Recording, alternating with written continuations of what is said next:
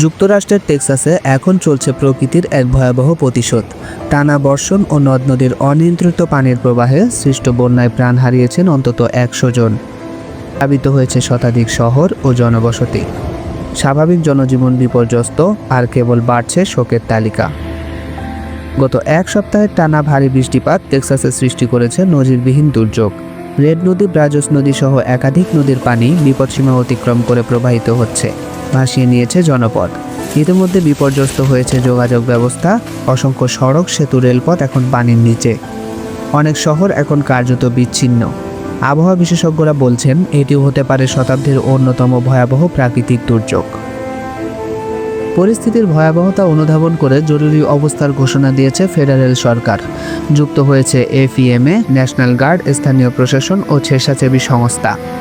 উদ্ধার তৎপরতা চালানো হচ্ছে জল, স্থল ও আকাশপথে। তবে প্রবল স্রোত, বিদ্যুৎ বিভ্রাট ও আবহাওয়া প্রতিবন্ধকতায় উদ্ধারকর্মীরা প্রতিনিয়ত লড়াই করছেন।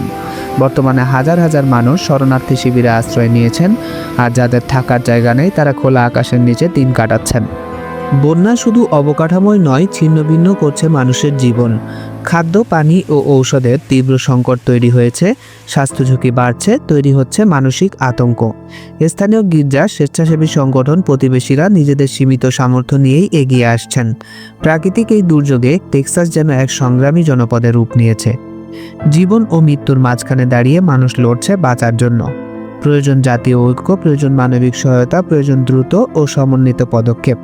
এই সংকট মোকাবেলায় সকলের সহযোগিতা কাম্য বলে জানিয়েছে যুক্তরাষ্ট্র সরকার।